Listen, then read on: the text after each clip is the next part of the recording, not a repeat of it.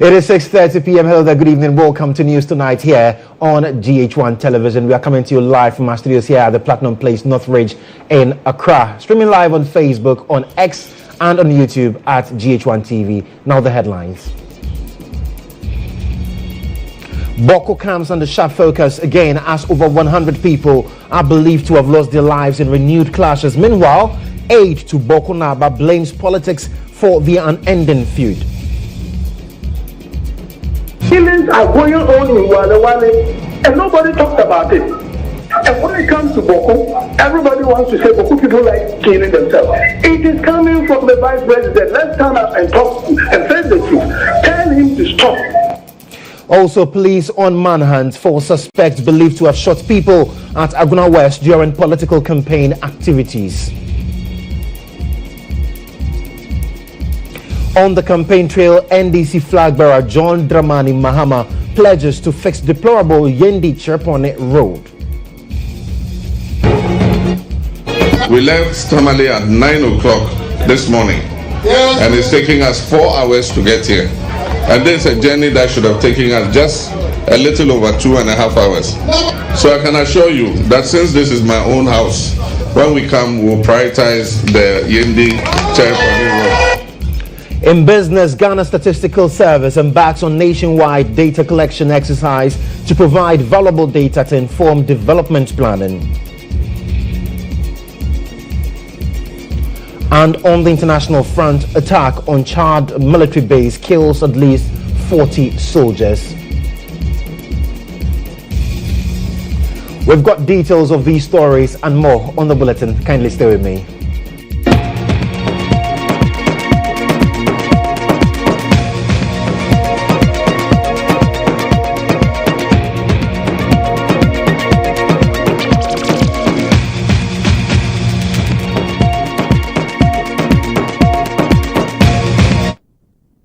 Grateful for your company this evening. I am Joshua Kodjo Mensah. The details now. In response to escalating violence in Boko, which has resulted in over 100 fatalities, the GHOne Traditional Council has announced an immediate severance of all ties with the Mamprisi community. Following an emergency conference, the council also directed Kusasis affiliated with the governing NPP across the 6 GHOne constituencies to suspend all political activities. Insight is brought to you by Pepsodent Herbal for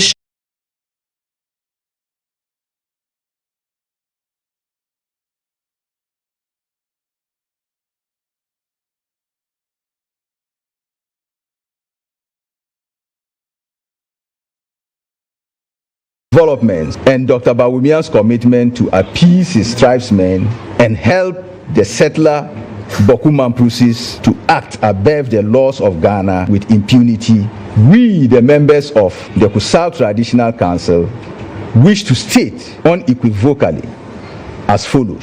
Seydou Abagre and Dr. Mahmoud Bawumia is to be held responsible for the resurgence of the Boku conflict, which led to the loss of lives and property within this period. We call on all our people who are members of the NPP in all the 6 constituencies of GHOne to suspend all political activities. We also urge all our people in the 6 constituencies to distance themselves from all activities relating to Dr. Bawumia and his political activities until further notice. We hereby declare our intention to sever all ties with the settler Mamprisi community in Boku in all aspects, including commerce, other forms of engagements. Any individual who steps foot in the house of Seydou Abagre is to face the full consequences from GHOne when he or she steps out from Abagre's house. Currently, rumors has it that a state of emergency is likely to be imposed on Boku through the influence of His Excellency the Vice President, Dr. Mahmoud Bawumia, to wipe out Kusasis in our own land to the satisfaction of his kinsmen. We will not be surprised if this rumor comes to fruition. We urge all Kusas within Kusau and around the world to remain resolute in our collective and legitimate quest to protect, uphold, and defend our customs, traditions. Well, still on the Boko conflict, an aide to Boko Naba, David Adoliba, believes the renewed clashes are politically motivated. The Attorney General Department came out saying that they were going to appeal to the Supreme Court because the decision of the appeals court was erroneous. Then within 24 hours, they came out and said they were withdrawing and they had no interest in the matter. Now, state security smuggled the same Seydou Abagri into Boko, the man that they said he should not step foot into Boko. It is interesting to note that from 15 February, when the same Seydou Abagri was supposed to have been arrested by the warrant placed on him in Bolga at the High Court, for 1 full year, no arrest was effected, and he was in a little. All the security agencies saw him. Today, the same security agencies smuggled him into Boko, and they started making videos insulting Kusasis, insulting the overlord, and daring anybody to step foot because they were equipped by government to fight and kill us all. This is how the whole thing started. Why is it that killings are going on in Wale and nobody talks about it? And when it comes to Boko, everybody wants to say Boko people like killing themselves. It is coming from the vice president. Let's stand up and talk and face the truth. Tell him to stop, because it will not help him. There have been several vice presidents around, and they never supported their kinsmen or tribesmen to kill other people. Meanwhile, the Executive Secretary of the Environmental Protection Agency and NPP parliamentary candidate for Zebila, Dr. Kingsley Krugu, says the renewed conflict has plunged the community and neighboring towns into a state of insecurity as residents take refuge in bushes. He has since suspended his campaign in the area and is blaming the government for failing to fight the revocation of the arrest warrant for a rival chief. And in the last 2 days, there has been sustained and continuous fighting. Scores of people have lost their lives, scores of young people, young lives. And the fighting has been extended to the road between Bogatanga and Tamale with, assailants, people holding guns, hiding by the roadside, stopping cars, checking ID cards to identify tribal affiliation and kill. My party has not issued a statement to say this is what is happening. The government, and those of you who have a bigger mouth than people like me, put a call to the Attorney General and find out, let's look for answers. Look, it's worse than the picture I've painted. Yesterday, some people who were killed on the road were even mistaken to be one of the tribes, and they were not. Somebody has to be responsible for these acts.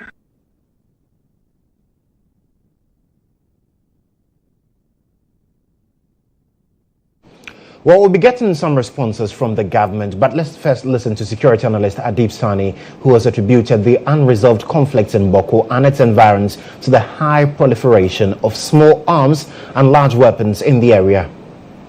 The order of the day is you kill my own, I kill your own, and it has given rise to a cycle of violence and counter violence and reprisals that never end. 3, there are some criminal elements who are taking advantage of the situation in the area to perpetrate all manner of crime. There are those involved in weapons trafficking, those involved in drug trafficking, and even human trafficking. So the unfortunate thing is, if there's a robbery incident, someone is killed, the first question they ask is there a victim in Mapusi or in Kusasi? If it's Kusasi, who is the Mapusi who killed them? Straightforward. If it's Mapusi, it is the Kusasi who killed them? Straightforward. So that is the analogy out there that is creating that cycle of violence. Then there's the issue of proliferation of small arms and light weapons in the area. The weapons they use, trust me, are even listened to my military friends who tell me some of the weapons they've not heard the sound before. People, when they are growing up as early as 13, 14 years, he knows how to assemble and disassemble an AK-47. Now they use the AR-15s, they use the M16 rifles that the military uses, and even more advanced weapons that the military don't even have. Okay, so the place has become so restive, it has become so lawless, and it's a clear indication of the fact that our approach is not working, hence the need for us to rethink a new approach. Well, let's have a conversation on the back of this, and we've fortunately been joined on Zoom by Dr. Palgrave Boakye-Dankwa, his government spokesperson for governance and security. Doc, thank you so much for your time on News Tonight. I'm sure that this is quite a worrying situation for the government as it stands now. Is that the case? Thank you very much, Joshua. And yes, it's a very troubling situation. All throughout today, we've been in a lot of crisis meeting trying solutions to this issue. You are aware that this is a long-standing 15th conflict, and we secured a warrant for the arrest of the Boku Naba, who has been escaped unlawfully, and he ran into a particular area which was very difficult to go there, even as a government and even with the security forces. We got indications sometime last week that he's coming to Boku, and so we anticipated that these issues will happen. We are working behind the scenes to ensure that peace and serenity returns back to the good people of Boku. Our deepest condolences to the travelers who have been mishandled, and for those that have lost their lives, our deepest condolences to that as well. We have also heightened security on the Bolgatanga-Waliwale road as well. All throughout the night, we would have a joint operation by the Ghana Armed Forces and also by the police. By far, we are working behind the scenes to ensure that these issues are resolved. And so what then do you make of the accusations leveled against the government? Because some factions say this is politically motivated. They've even gone ahead to mention names of the vice president as being responsible for the renewed clashes. I mean, how does that come to you? It's very troubling that anyone would want to bring in political actors, especially when we are aware that we have a few more days to a major election. It's very, very unfortunate to see that anyone would want to call in persons who are standing for political office as a result of renewed clashes. It's not in the interest of the flag bearer of the New Patriotic Party that crisis remains in Boku. Neither is in the interest of President Nana Addo Dankwa to see that crisis remain in Boku. And I would want to state emphatically that the Vice President of the Republic of Ghana and the flag bearer of the New Patriotic Party is very focused on his campaign. It's motivating now as I speak to you, engaging the young people and engaging the community for them to be able to make a decisive decision to vote for him and to vote for their parliamentary candidates. And so I find it very difficult and very insensitive for anyone to try to pull a long rope and bring in the flag bearer of the New Patriotic Party as one that has caused this renewed tension. It's not in anybody's interest. Neither is it in the interest of the country. And so people who are purporting those schools of thoughts should be discouraged entirely from those thoughts. Well, they've also talked about the fact that there are hints of a possible state of emergency being declared in Boku. Is that something that is on the discussion table?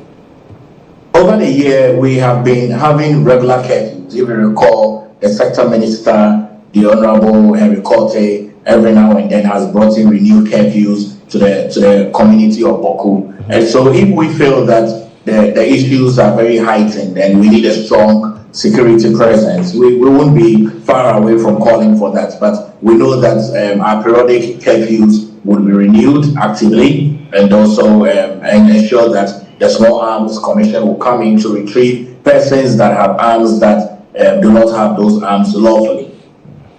Right. And so, Palgrave, I know you finally, before you take leave of us, what's the assurance to the people of Ghana, especially those in the area, the Boku Township, as we speak, in terms of government's assurance to them now? The assurance is really very simple, that the good people of Boku, the Mamprosis and the Kusasis should ensure that peace remains. No one should take the law into their hands. The security forces are there to engage. And also, we are aware that there is a lawfully skinned Bokunaba, and then there's an unlawfully skinned Bokunaba. And so we are very aware of what the issues are, but no one should take the laws into their hands. This shouldn't call for bloodshed. We are brothers and sisters that live in the community. We should just ensure and allow the state institutions to be able to do their work. But government has heightened security, and we are going to be keeping our eyes very strongly in Boko. Very well, Doc, thank you so much for engaging with us this evening. Dr. Palgrave Boakye Dankwa is government spokesperson for governance and security. And that's how we end Insights for this evening.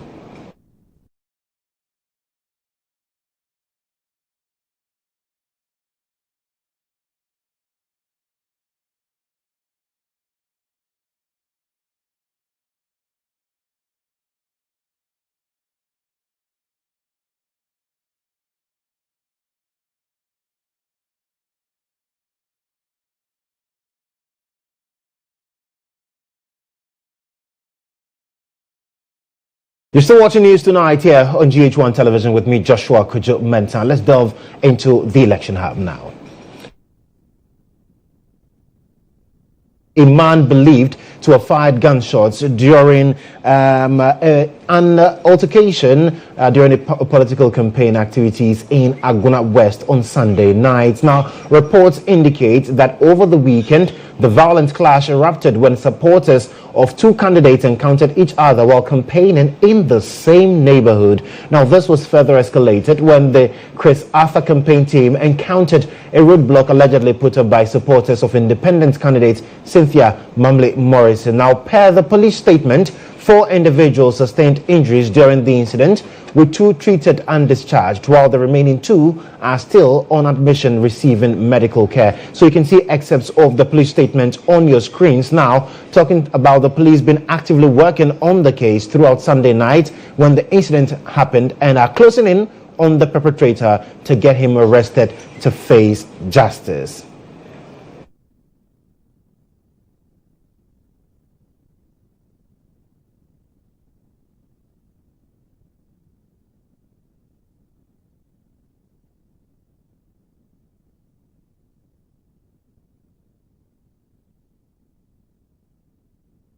Well, still on the matter in Aguna West, embattled MP for Aguna West, Cynthia Mamle Morrison, has debunked reports of an assassination attempt on her life over the weekend, where shots were fired in what is believed to be a confrontation between her supporters and the MPP's candidate, Chris Arthur. Now, confirming the incident on GH today, Cynthia Morrison denied any direct attempt on her life, but maintained shots were indeed fired. I did not even hear the gunshot, but seriously, the police did a good job. The way they pulled me to, surrounded and made sure I was in the car. So we reversed and left the scene. But nobody shot my car. That one I have to say. Nobody shot at my car. But I haven't spoken to them. I'm going to talk to them. And the people, they're my fans. Let me say that. I don't even know them. You know, when you go to a community in politics, you may not know everybody. Right. But the people yesterday I was with the doctors at 1 a.m. I was talking to the doctors. 2 of them were discharged. One is detained. But I suppose to the hospital because the Nasara comes from a main dongo. And my opponent told them that I had shot a Nasara coordinator. So full of, the hospital was full of people with stakes and stones. I passed there before coming home. So I could not even enter. The man who even took the victim to the hospital had the boots on his face, smashed his car. It's a issue. So this isn't a safe place for me to go. But I'm currently on phone and they are giving me the briefing on it. Well, let's get some clarity on this matter by engaging Aguna West MPP Communications Officer Kofi Osei. He's joined on phone. Kofi, thank you so much for joining. So, were you involved in the incident last night, personally?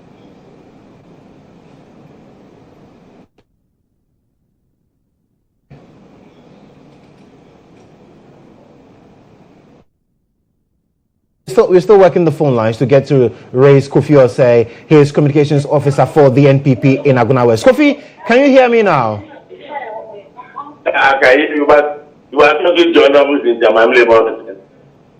I'm not sure what you just said, Kofi. Hello. Yes, Kofi. So I'm asking, were you involved in the incident last night? Hello. Hello, Kofi. Can you hear me? Yeah, I can hear you. Great. The line is tricky. Forgive me. I'm sure that we can try and see if it's better now. But were you involved in the incident last night? Yes, but I want to speak directly. Okay, Kofi, go ahead. Yeah, I don't know. Under putting the Mamma Morris now, when you get anyway. You begin now with the I equal.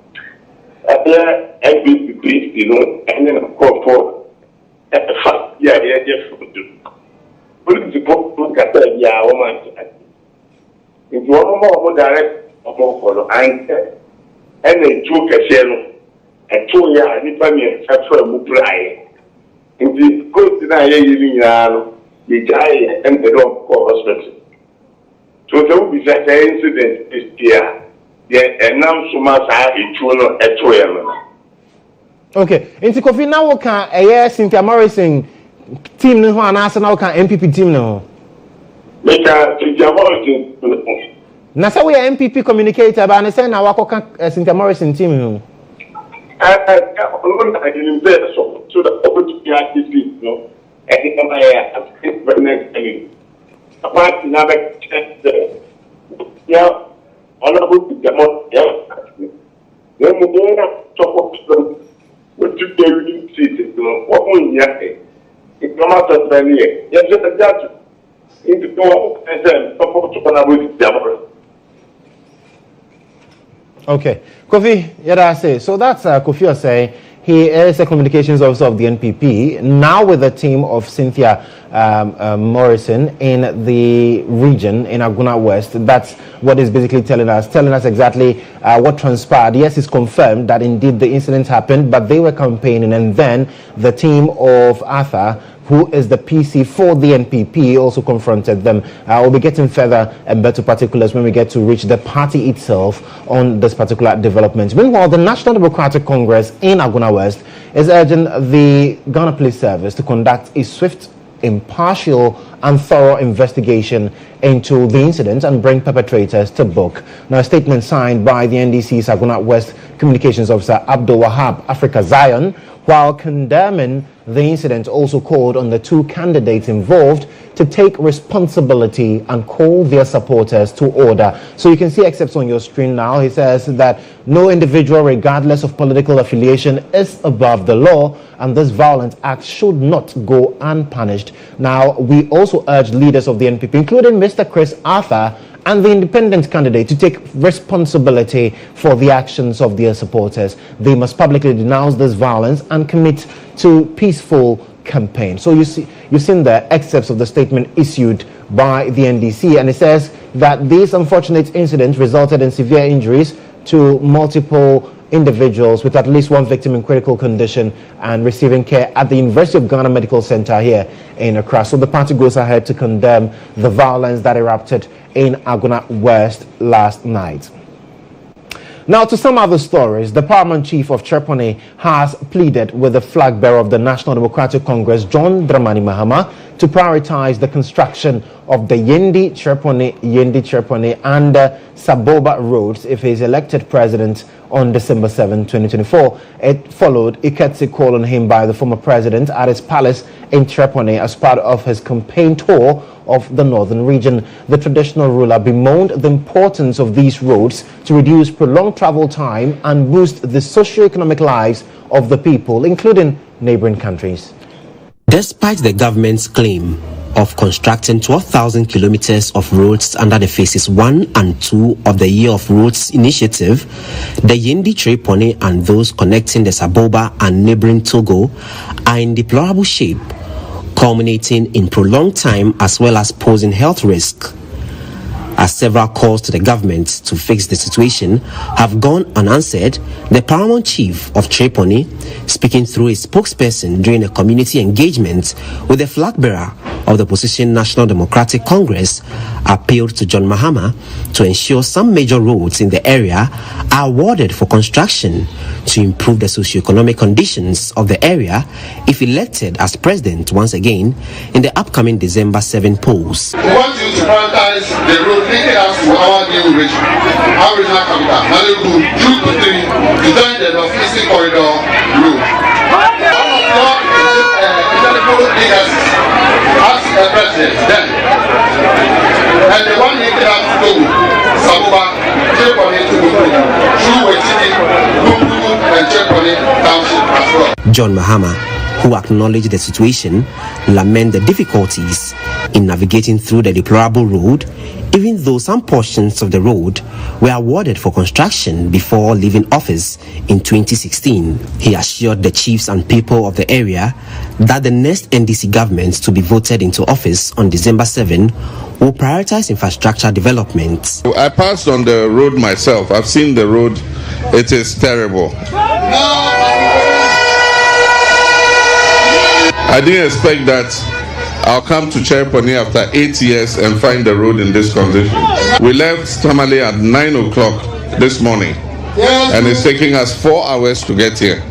And this is a journey that should have taken us just a little over 2.5 hours. So I can assure you that since this is my own house, when we come, we'll prioritize the Yendi Trepone road. Later, the former president extended his campaign tour of the northern region to the Saboba, Tatale and Zabzugu constituencies, outlining his vision and policies as part of his Change to Reset Ghana agenda. So that's GHOne Mahama in Trepone ending the campaign and election hub here on GH1 television.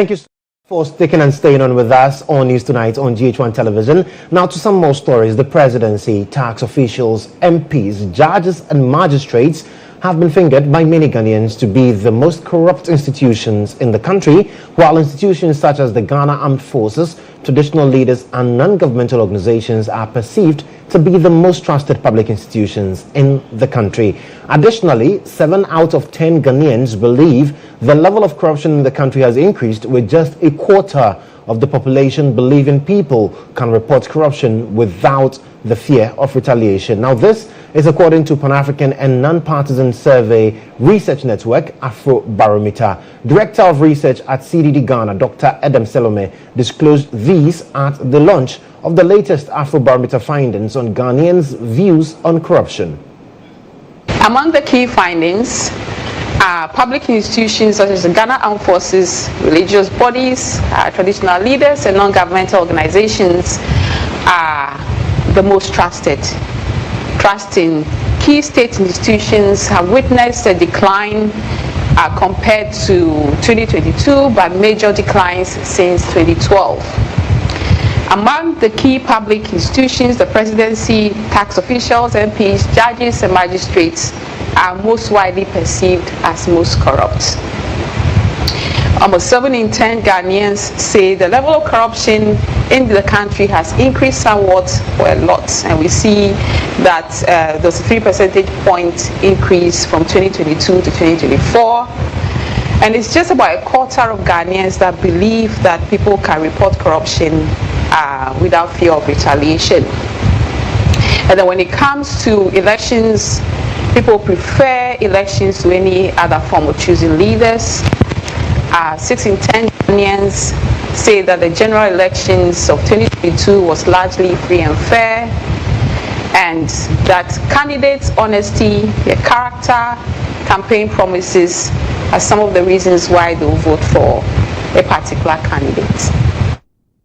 Well, we've been joined on this particular development to have a conversation on this. Mary Awilana Ada, she is the Executive Director of the Ghana Integrity Initiative, GII. Mary, thank you so much for joining us. So, the presidency, MPs, the magistrates. So, clearly, the 3 arms of government, people seem to perceive them as the most corrupt. Should that be worrying to us? Is that surprising at all? Sorry, the sound is not too good. I can't hear you well. Okay, Mary, is it better now? Yes. Great. So I'm asking, according to this latest Afrobarometer survey, the 3 arms of government seem to be most widely perceived as corrupt. And I'm asking, is that surprising to you? Should we be worried? All right. So good evening and good evening to your viewers. Certainly, it's not surprising that we would see that the 3 arms of government are all cited when it comes to the issue of corruption. Corruption cuts across sectors, and it cuts across many facets of institutions as well. So definitely, it is within these institutions people operate, and it is within these spaces that corruption occurs. So those who are leading these spaces definitely are making sure that the activity either occurs or does not, but in this case, the citizens believe that there is a lot of corruption happening in all the arms of government, and they are actually well pleased when if you look at the arrangements as well. So you also subscribe to the perception out there that in terms of corruption in the public sector, the presidency seems to be topping the list, and you say the arrangement is a reflection, a true reflection of the matter. So what I would say to that is the fact that if you realize it's actually gone up from the other rounds of the AP, and the belief as usual is on top. We see other institutions. I don't have the information in front of me, but you realize that the office of the president has come up, and this we have said that it could be a result of certain factors. The fact that there are issues of corruption that are being cited which have not been attended to exhaustively, We have issues around illegal mining and the attendant corrupt behaviors of licensing for stamps. We have corruption issues that have been cited at the highest level, citing the Cecilia Dapa instance in the recent past. We have had many others that have been cited, which we haven't seen much happen on. And certainly, definitely it's not surprising that the people of Ghana are speaking to the fact that corruption in the presidency is gone high. That is also not his perception. Remember, these are some of our lived experiences. And so it's what people have seen, what people have encountered, they speak about. Quite interesting. And now when we look at the data, I mean, it pegs the Ghanaian forces as the most trusted institution. There's a lot of noise in the background, and I really cannot hear you. Oh, okay. Sorry. Just 1 minute remaining. You can now stop. Well, we apologize for that, but we would get Mary back and continue that conversation. But basically, she says, well, it's not just a perception, it's people's lived experiences. And so that's what we have it. According to a report, about 74% of Ghanaians believe that corruption has increased in the country.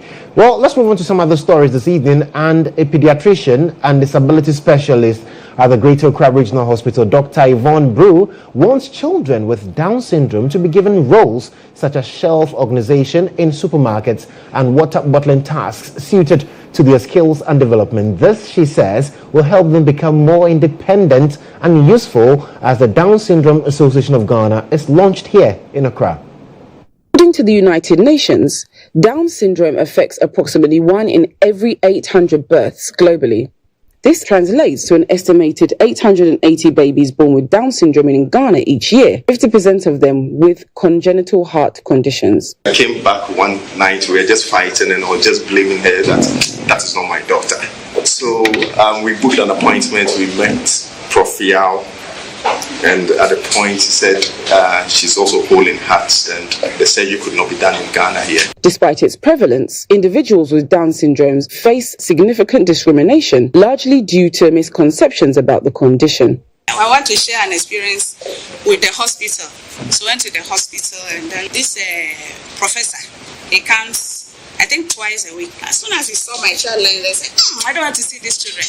This type of children, I don't want to see them. I don't want to see them. Then he moved to the other side. He came there around 3 times. I was just sitting down there, then he'll pass. Some mistakenly blame the mother's behavior during pregnancy, including diet or alcohol abuse, while others attribute it to curses. People were told to kill their children. People were told to hide their children. So the stories and the pain that people go through are very intense. We want to ensure that we raise awareness and advocacy for these children. And we want to create the culture of inclusion. Children born with Down syndrome experience both physical and intellectual challenges, which can delay developmental milestones like learning and active employment. However, Dr. Brew Gar emphasizes that children with Down syndrome can excel in structured tasks like organizing items provided they've received proper training and support. A very common one would be arranging things on the shelf in a supermarket. That job, I think, should be left universally for children with Down syndrome. They will do very well with that. Or arranging bottles of water in their cartons and arranging the boxes. These jobs should be left to our children because our children are nice. They learn to relate well with people. The newly launched Down Syndrome Association of Ghana aims to create a supportive environment for individuals with Down syndrome to achieve their potential. It also seeks to raise awareness, advocate for inclusion, and protect the rights of people with Down syndrome, ensuring they lead fulfilling lives. This association aims to create a more inclusive and compassionate society for individuals with Down syndrome. The association is working towards a future where everyone can reach their full potential. A director from the Department of Children of the Ministry of Gender, Children and Social Protection, Daniel Kofi, highlighted the need for comprehensive support and protection for children with Down syndrome. A special emphasis must be placed on skill building. Let us work together to ensure a future where people with disabilities have fair employment opportunities, which include encouraging companies to create inclusive workspaces and offering incentives for inclusive hiring. The launch included inspiring performances and displays by children with Down syndrome demonstrating their potential and resilience. Peter Kwara-Dato's report for GHOne News.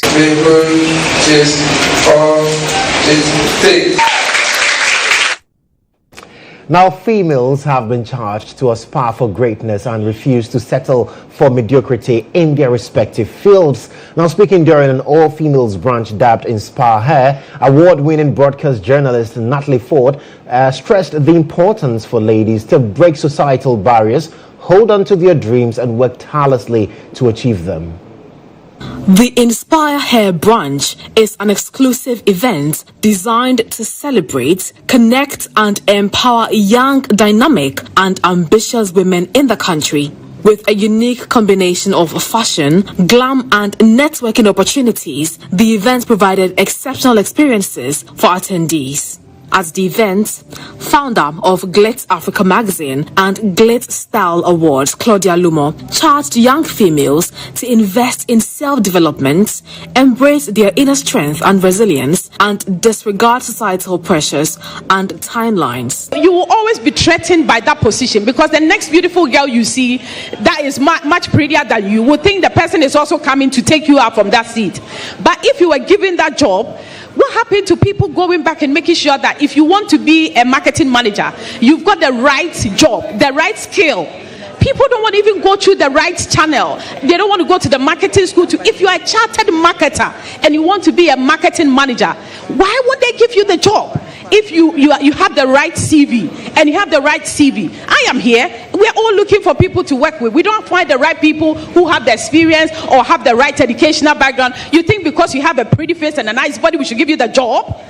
That is over. Do you understand? That is over. People are looking for smart people who can deliver results. Host and convener of the Inspire Her brunch, Natalie Ford, during an interview, underscored the vital need for women to shatter societal barriers, pursue their dreams relentlessly, and work with unwavering determination to bring those dreams to life. So in terms of what inspired it, the need to inspire her, literally, as the name goes, right? The need to inspire women, to inspire that next woman, no matter the age, the background, the socioeconomic status, to inspire them. In the digital age we're in, we look up something on our phone and it just pops right up. So we think that life should be the same, right? But what I picked up from what she said is, be ready to do the work, invest in ourselves. It may take long, but when the fruits begin to show, they would last longer a lot as well. Yeah, so it's investing in yourself and not being moved by societal pressure. As part of the event's attraction, Vanessa Mensah Kabu, a medical practitioner, provided guidance on breast cancer and called for government support to subsidize the treatment for breast cancer. In the aspect of breast cancer, some subsidy should be given to certain persons who have been diagnosed and who are finding it difficult to be able to navigate the treatment. Ideally, every lady, most importantly, should examine her breast once every month, meaning 12 times in a year. You should do a self-breast examination, so you can familiarize yourself with your body, so you can know your breast, and if there's anything unusual or abnormal that is picked, you'll be able to visit your healthcare provider soon enough and then have it assessed. Participants at the event were enthused to have benefited from the knowledge shared and urged the organizers to make it an annual gathering. Well, congratulations to Natalie Ford, and we are still in the month of October, Breast Cancer Awareness Month, so please do get the breast screened. This is News Tonight here on GHOne Television. We'll be right back after this break.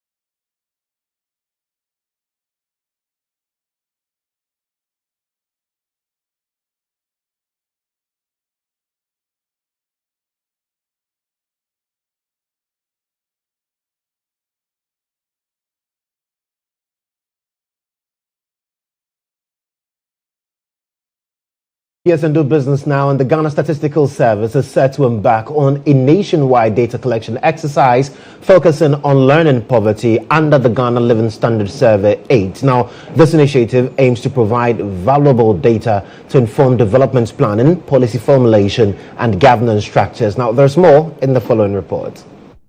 According to Ghana's 2021 population and housing census, 30.2% of people aged 6 and older cannot read or write in any language. This alarming statistic underscores the urgent need for targeted data to drive impactful educational programs. In response and in pursuit of Sustainable Development Goal 4, ensuring inclusive, equitable and quality education for all, the Ghana Statistical Service is rolling out the 8th round of the Ghana Living Standards Survey, a critical step towards understanding and addressing the country's literacy challenges. Engagement in ICT in terms of ownership of ICT items or internet usage.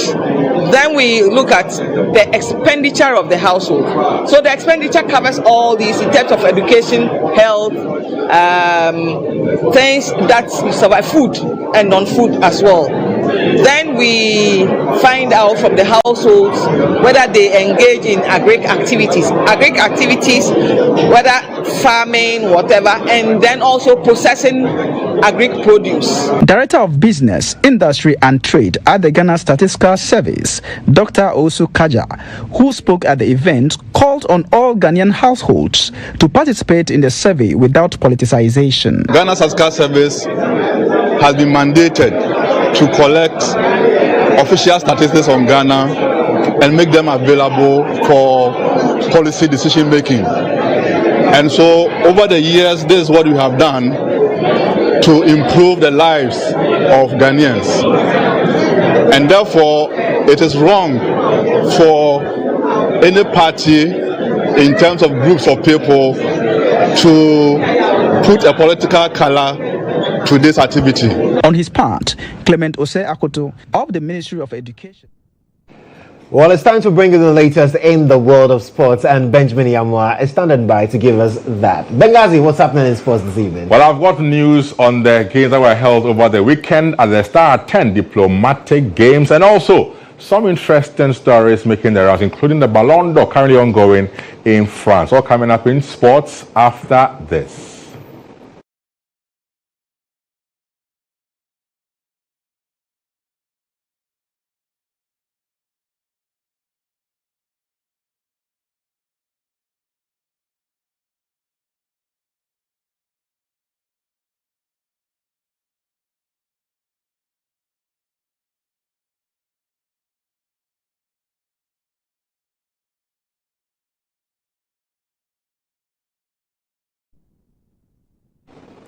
Now, the NDC is promising to enhance the development of sports in Ashanti region. The party is, among other things, pledging to refurbish Abayara Stadium and complete abandoned AstroTurf projects in constituencies like Asomase.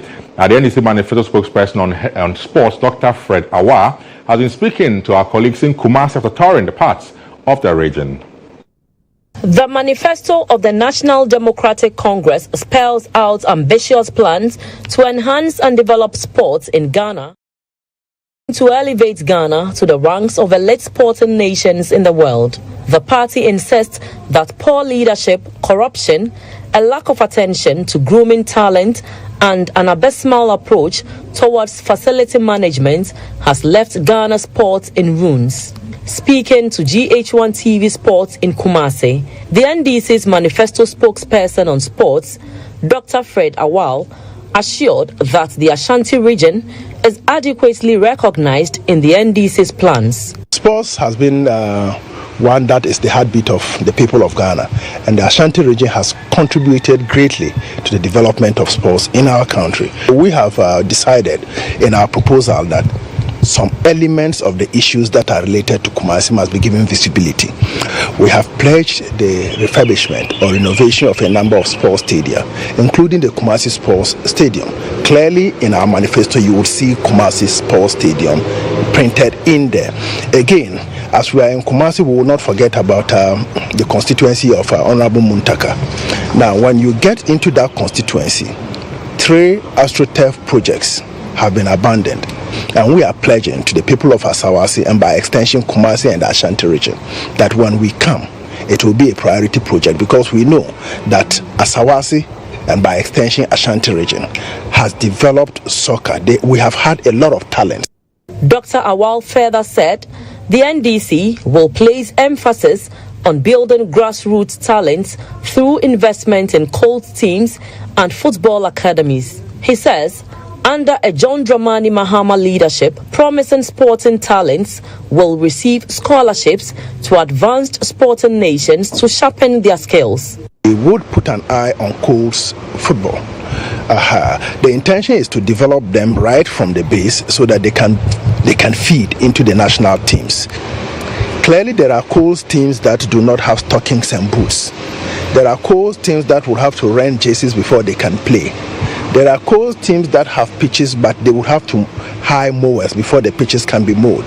And we are saying, as a socialist-oriented political party, these are things that we can do to enhance sports development at the coast level. We have also... And that's it for sports. Back to you, Josh, for the rest of the news. Many thanks, Benjamin Yamwa, for the latest in the world of sports. Let's now bring you some international stories.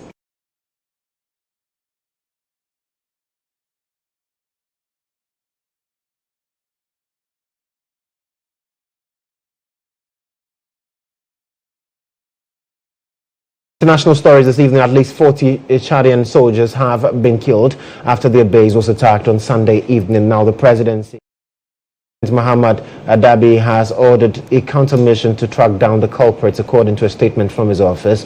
The attack reportedly happened on an island called Bakaram in a vast marshy region that was once covered by the waters of Lake Chad before its dramatic shrinking in recent decades. Now, no suspects for Sunday's attack are named in the presidency's statement, but the area is close to the border zones of Nigeria and Niger, where Islamist militants are known to operate.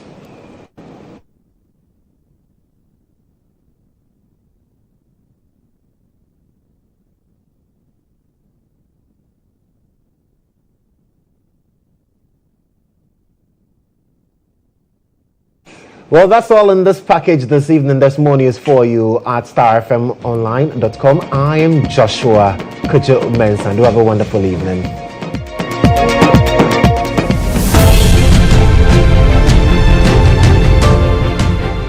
GHOne OV van has been one of the best vans I've used personally in this country.